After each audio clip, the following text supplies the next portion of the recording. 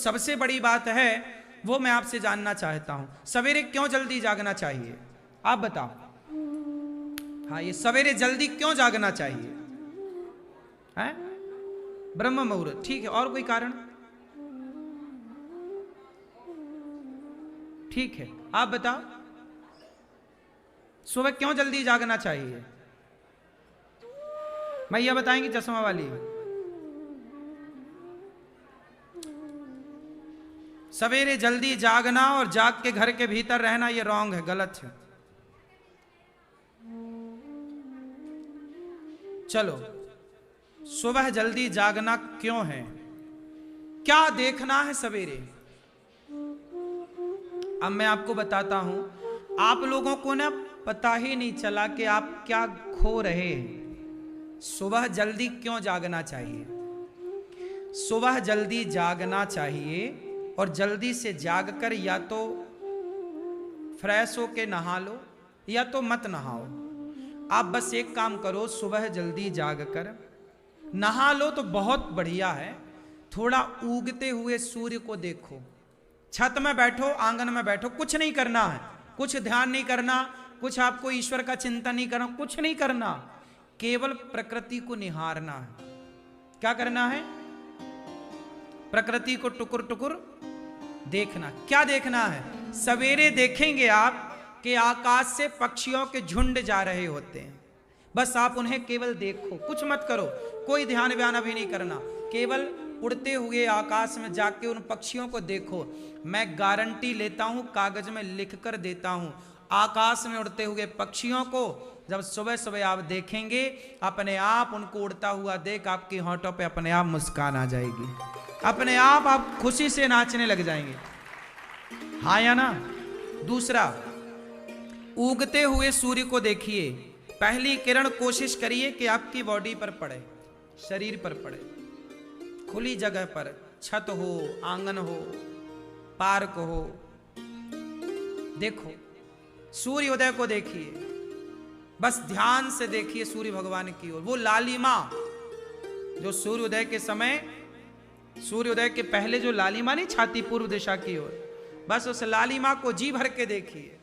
कुछ ना करिए, कोई ध्यान नहीं करना, केवल देखिए कि आपके लिए एक नई सुबह आ गई और ये नई सुबह आपको ये इशारा कर रही है कि आज की ये सुबह आपको प्रसन्नता से अच्छे काम करते हुए गुजारनी है। फिर पक्षियों को देखिए। सुबह सुबह आप देखेंगे कि चिड़िया चहक रही होती है, वो चिड़ियों का चहकना सुनो। आजकल जानते हो डिप्रेशन क्यों बढ़ा? सुबह क्यों जागना चाहिए, ये बात लोगों को पता ही नहीं है। मूल कारण है प्रकृति की सुंदरता सुबह ज्यादा होती है। हाँ या ना? हमारे बुजुर्गों ने कहावत कही है, शायद आप में से किसी को याद हो, सुबह की हवा लाखों की दवा। किस किस ने सुनी है ये कहावत? सुबह की हवा लाखों की, सुनी आपने? सुबह की हवा कैसी होती है? कैसी होती है? साफ। क्यों? क्योंकि शाम को सारी फैक्ट्रियां, लगभग 90% फैक्ट्रियां रात को बंद हो जाती हैं। रात भर में फैक्ट्रियों का जो गंदा धुआं है, आकाश में प्रदूषण है, वो बैठ जाता है। और सवेरे जाग कर जी भर के सांसें लीजिए गहरी गहरी, पूरी बॉडी को ऑक्सीजन दीजिए ताकि आप लंबे समय तक स्वस्थ रहें। पूरी बॉडी को ऑक्सीजन मिलना चाहिए, परफेक्ट सही ऑक्सीजन मिलना चाहिए।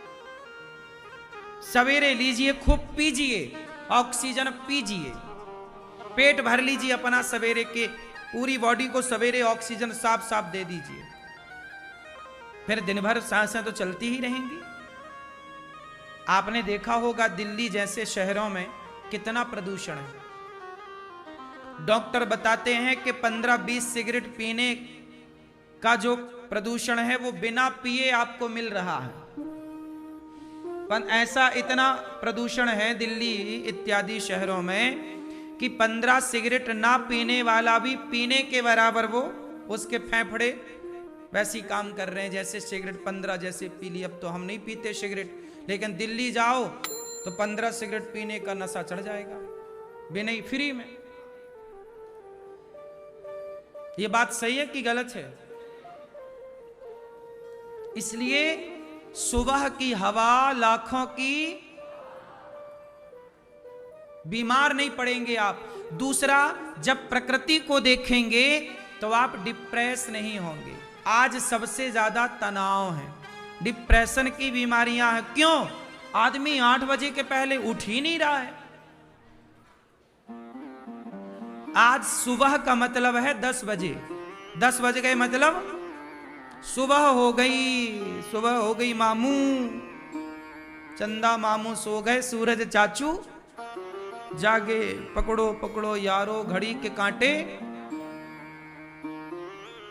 सुबह मतलब 10 बजे, जबकि सुबह का मतलब है सूर्योदय के साथ पूर्व में। पहले जाग जाओ, थोड़ा सा धूप ले लो, थोड़ा टहल लो, थोड़ा पक्षियों को देख लो।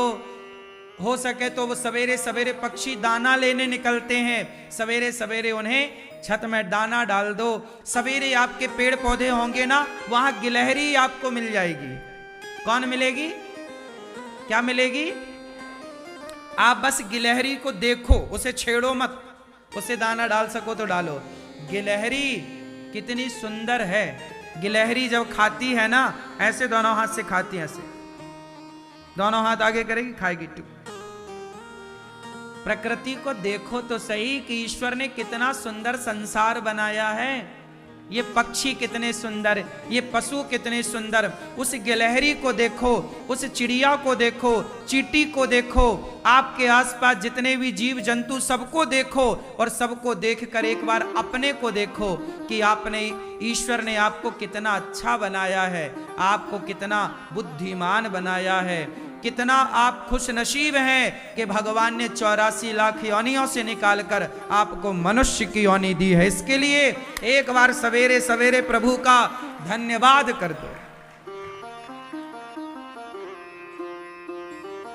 क्या कर दो? ईश्वर को एक बार भगवान की ओर फ्लाइंग किस दो। भगवान को धन्यवाद देने के लिए, प्रभु आपका धन्यवाद, आपके चरणों को हम चूमते हैं। हाँ या ना? नहीं, एक बार तो ईश्वर को धन्यवाद दो सवेरे सवेरे। इसके बाद फिर आप ये काम सारा नहा के करो तो परफेक्ट है। थोड़ा योग भी कर लो वहां बैठ के, यदि आप सूर्य नमस्कार की बार आसन कर पाओ, वरना फिर ये सब करके फिर आप नहाओ, आराम से नहाओ, कपड़े पहनो साफ सुथरे, सूर्य भगवान को 1 लोटा जल चढ़ाओ। क्या करो? सूर्य भगवान को 1 लोटा, सूर्याय नमः, आदित्याय नमः, भौमाय नमः, खगाय नमः, मित्राय नमः, भास्कराय नमः। भगवान को 1 लोटा जल। तुम्हारा व्यापार कमजोर चल रहा है तो उस जल में थोड़ा सा रोली, कुमकुम मिलाओ, लाल केसर मिलाओ, तो आपका व्यापार रंगीन जल से अच्छा चलता है। रिश्तों में कोई गड़बड़ चल रही है, खटपट चल रही है, तो गुड़ मिला लो। तो गुड़ भी मिला लो और कुमकुम भी मिला लो। रंगीन जल हो और मीठा जल हो, वह जल सूर्य भगवान को चढ़ाओ तो रिश्तों में मिठास बनती है। पति पत्नी के झगड़ों में सुधार होता है मीठे जल चढ़ाने से। सूर्य भगवान को मीठा जल चढ़ाया करो, इससे झगड़ा नहीं होता, पति पत्नी का प्रेम बढ़ता। तो दोनों जनी चढ़ाया करो, दोनों जन चढ़ाओ। सूर्याय नमः, आदित्याय नमः। सूर्य भगवान को जल चढ़ाओ। सूर्य भगवान को जल चढ़ाते समय नीचे बाल्टी रख लेना चाहिए, गमला रख लेना चाहिए, क्यारी हो तो अच्छा है। थोड़ा ऊपर खड़े होके जल चढ़ाओ ताकि वो पानी के छींटे आपके पांव में वापस ना आए।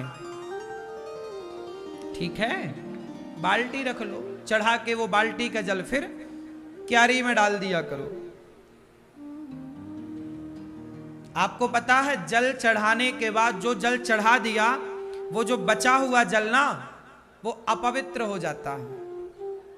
हाँ या ना? जैसे आपने सूर्य भगवान को जल चढ़ाया तो जो जल बचा वो जल कैसा है? वो अपवित्र जल हो गया। उस जल को आप तुलसी में भी मत डालिए, या फिर तुलसी के गमले में जल चढ़ाते हैं वो परफेक्ट है। बाद में चढ़ा करके वो जल बाद में मत डालिए। ऐसा है ना, जैसे हम आपके सिर पे जल डालें और जल डालने के बाद आपको पानी से नहवाएं और फिर जो पानी बचे उसी को फिर आपके ऊपर डाल दें, तो वो गंदा हो गया कि नहीं? ऐसे ही है ना। तो भगवान को, सूर्य भगवान को जल चढ़ाने के बाद जो जल बचता है वो अपवित्र हो जाता है। उसे फिर या फिर तुलसी में डायरेक्ट डालो, तुलसी पर चढ़ाते हुए सूर्याय नमः आदित्याय, है ना। छींटे पांव में ना आए, इसका ख्याल सबको रखना चाहिए। फिर सूर्य भगवान को जल चढ़ाकर आप रोज क्या करिए? सुंदर कांड का पाठ। भगवान को, आपके गोपाल जी होंगे, उनको नहलाओ, पूजा करो, पुष्प चढ़ाओ, भगवान को तुलसी चढ़ाओ। इसके बाद भगवान की आरती उतारो, प्रार्थना करो। फिर हो सके तो आप नित्य क्या काम किया करिए? सुंदर कांड का पाठ किया करिए। क्या किया करिए? सुंदर कांड का पाठ करिए, हो सके तो। जिसका, जो सुंदर कांड का पाठ करता है उसका जीवन सुंदर हो जाता है। मैंने बचपन में बहुत सुंदर कांड के पाठ किए। हनुमान जी को सुनाता था, कोई नहीं होता था, मैं और हनुमान जी। नित्य हनुमान जी को सुंदर कांड सुनाया करता था। 15 मिनट में मैं पूरे सुंदर कांड का पाठ कर लेता था, पूरा याद हो गया सुंदर कांड। इतनी तेज रफ्तार से याद हो गया तो जल्दी। तो सामान्य तौर पे आपको आधा घंटा लगता है सुंदर कांड का पाठ करने में। शुरुआत में रहोगे तो 45 मिनट लगेगा, थोड़ा और अभ्यास होगा तो 30 मिनट में हो जाएगा, और अभ्यास होगा तो 20 मिनट लगेगा, और अभ्यास होगा तो 15 मिनट बहुत। ये करना चाहिए, भगवान का चिंतन करना। आप चलते फिरते जब याद हो जाए तो चलते फिरते पाठ करते रहो। निद्रया ह्रियते नक्तम व्यवायेन च वावया दिवाचार्थे हया राजन कुटुंब भरणे नवा। ज्यादा से ज्यादा जागिए, भगवान का चिंतन करिए। जो श्वासें बची हैं उन्हें सार्थक करिए भगवान से जोड़कर। तो सवेरे क्यों जागना चाहिए? सवेरे जागकर यदि आप प्रकृति का चिंतन करते हैं, प्रकृति को देखते हैं, तो आपको कभी डिप्रेशन नहीं होगा। कौन सी बीमारी नहीं होगी? तनाव नहीं होगा। आज लोग डिप्रेस क्यों हैं? क्योंकि सवेरे जागते ही नहीं, देखते ही नहीं कुछ प्रकृति को, परेशान है, समय नहीं है प्रकृति को देखने का। थोड़ा देखा करो। अच्छा ये बताओ, आपके सामने बिल्ली के बच्चे आ जाएं, बिल्ली के बच्चे आपके सामने आ जाएं छोटे छोटे, या खरगोश के बच्चे आ जाएं छोटे छोटे, तो आप उनको देखते ही आपके अंदर प्रसन्नता आ जाएगी कि दुख आ जाएगा? नेचुरल है ये। देखो, आपका हृदय, आपका मन प्रकृति से जुड़ा है। जैसे ही आप बिल्ली के बच्चे, खरगोश के बच्चे, हिरण के बच्चे, कोई भी छोटे छोटे बच्चे, यहां तक कि आपके छोटे छोटे बच्चे, इनको देखते हैं तो अपने आप आपके भीतर क्या आ जाती है? मुस्कान, प्रसन्नता। हाँ या ना? मतलब ये हुआ कि प्रकृति को आप यदि बस देखना स्टार्ट कर दें तो आप प्रसन्नता से भर जाएंगे। लेकिन आजकल कहां किसी को देखने का टाइम है। इसलिए पहले के लोग जंगल में रहते थे। कहां रहते थे? क्यों रहते थे? जंगल में रहते थे ये मतलब नहीं है, जहां रहते थे उस पूरे क्षेत्र को जंगल बना लेते थे, पेड़ पौधों से भरा कर लेते थे, हरा कर ले, ताकि आज भी तो बड़े बड़े बिला बन रहे हैं, आज भी तो बड़े बड़े सब लोग बना रहे हैं जो रईस लोग हैं। 1-2 एकड़ जमीन लेते हैं, जरा से में घर बनाते हैं, बाकी पूरा पार्क बनाते हैं, नहीं बनाते? घास लगाते हैं, पेड़ पौधे मतलब आज के इंसान को भी तो हरियाली के बीच में रहना अच्छा लग रहा है, बोलो हाँ। और वहीं रहने का मजा भी है, चारों तरफ हरियाली हो, सवेरा हो तो सवेरे थोड़ा पेड़ पौधों की छांव में हम टहलें, नंगे पांव घास में चलें, ये भी एक अपना सुख है। आजकल बड़े बड़े पैसे वाले जिनके पास है वो घर कहां बना रहे हैं, एकांत में अलग जमीन ले लेते हैं, अलग घर बनाते हैं और वहां पूरा गार्डन, पूरा पार्क, क्या बोलते हैं उसको, फार्म हाउस बोलते हैं। हर लोगों के फार्म हाउस होते हैं, फार्म हाउस बोलते हैं ना, हाँ फार्म हाउस होते हैं।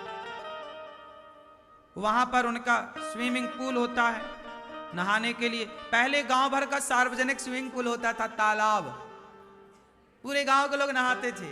अच्छा, नहाने का भी एक अपना मजा का है तालाब में। आजकल आदमी क्या खड़ा हो के खत्म, मजा नहीं आ रहा जिंदगी जीने में। जिंदगी पहली बिंदास थी, पैसा कम था, सुकून था, 1 घंटा आदमी नहाता था, अब 10 मिनट में नहाना पड़ता है। क्यों, सही है कि गलत है? अच्छा, नहाते रहो 1 घंटे तक बिंदास। पानी में ज्यादा देर रहने से क्या होता जानते हो? शरीर स्वस्थ रहता है। सबसे बड़ा योग क्या है? ज्यादा देर पानी में रहने से शरीर को, हमारी पूरी बॉडी पानी पीती है, पता है आपको? पहले के लोग नदियों में नहाते थे, पहले के लोग तालाब में नहाते थे। आपको पता है हमारे शरीर से रोमों से पसीना निकलता ना, जहां जहां से पसीना निकलता है मतलब वो छिद्र है शरीर का। क्या है वो, बोलो? जहां से पसीना बाहर आता है, पानी में डूब जाओगे आप, मतलब पानी में थोड़ा नहाओगे, पानी में रहोगे तो वहां से पानी भीतर भी जाता है, वो पूरी कोशिकाएं साफ होती हैं। अब आजकल कोशिकाएं साफ होती नहीं, इसलिए बीमारी का कारण है। इसलिए जरूर नहाना चाहिए नदियों में। अब नदियों में कैसे नहाए, नाला बन गई नदियां, बड़ी समस्या। मुझे तो कहीं तालाब वाला मिल जाता, मैं सब काम छोड़ के पहले नहाता हूं 1 घंटा तक, कोई डिस्टरबेंस नहीं, नहाओ मस्त। हाँ, तैरना अच्छा लगता है मुझे, स्विमिंग करना। मैं घंटे 2-2 घंटे तक पानी में तैरता रहता हूं। अच्छा, सबसे बड़ा एक्सरसाइज क्या है? तैरना। सबसे ज्यादा मेहनत लगती है, आपकी सांसें लंबी। पहले तैरने वाले को कहां फेफड़े बड़े कमजोर होते थे। हम लोग ना पानी, तालाब, हमारे गांव में तालाब था, हमारा बचपन तो हम तालाब में डुबकी लगाते, सिंघाड़े चुरा के खाते थे। तालाब में सिंघाड़े लगते थे तो तालाब में डुबकी लगाएं तो अंदर जाएं तो 2-4 सिंघाड़े तोड़ के ले आए, फिर बाहर आ जाए। ये हमारे गांव का तालाब है। अब देखो हम लोग बाहर आ गए, अब कोई नहाने वाले नहीं। आज के तुम जैसे लड़के हैं नौजवान, ये सब चोई वोई से भर गया, पूरा तालाब गंदा हो गया। हम लोगों के टाइम पे तालाब के पानी से दाल पकती थी सबके घर में। तालाब के पानी में ही क्या पकती थी? दाल, सबके घर में। पानी पीते थे तालाब का, सब लोग पीते थे। कहां चली मैया, तालाब नहाने? हाँ हाँ, जा, टाटा।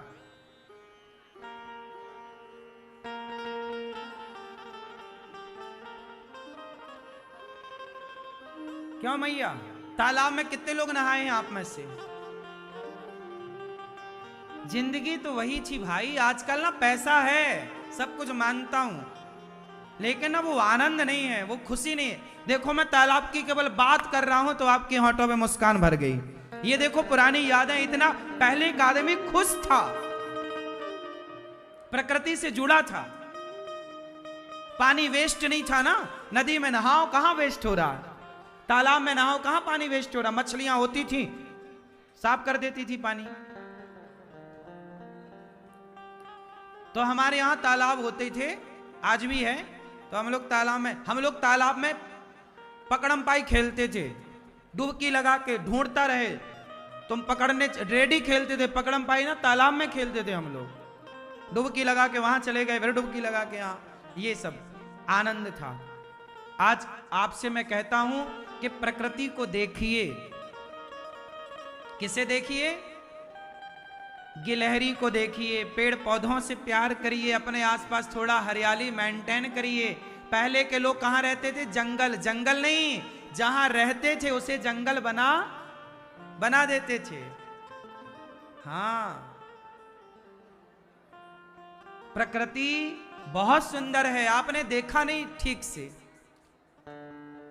प्रकृति को ना देखने के कारण आप परेशान हैं। जो प्रकृति को देखता है ना, उसके होंठों पे मुस्कान होती है, वो प्रसन्न होता है।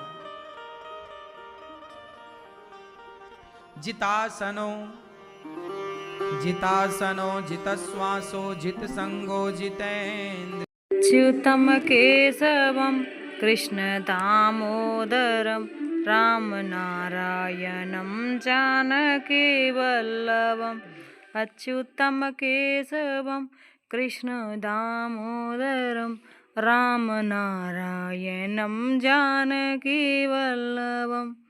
कौन कहता है भगवान आते नहीं, कौन कहता है भगवान आते नहीं, हम मीरा के जैसे बुलाते नहीं, हम मीरा के जैसे बुलाते नहीं। अच्युतं केशवं कृष्ण दामोदरं रामनारायणं जानकीवल्लभम् अच्युतं केशवं कृष्ण दामोदरं रामनारायणं जानकीवल्लभम्। कौन कहता है भगवान खाते नहीं, कौन कहता है भगवान खाते नहीं, हम मीरा के जैसे खिलाते नहीं, हम मैया यशोदा के जैसे खिलाते नहीं।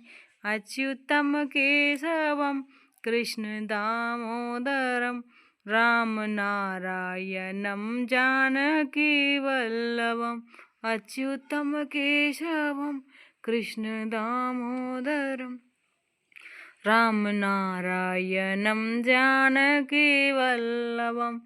कौन कहता है भगवान सोते नहीं, कौन कहता है भगवान सोते नहीं, हम यशोदा के जैसे सुलाते नहीं, हम यशोदा के जैसे सुलाते नहीं। अच्युतं केशवं कृष्ण दामोदरं रामनारायणं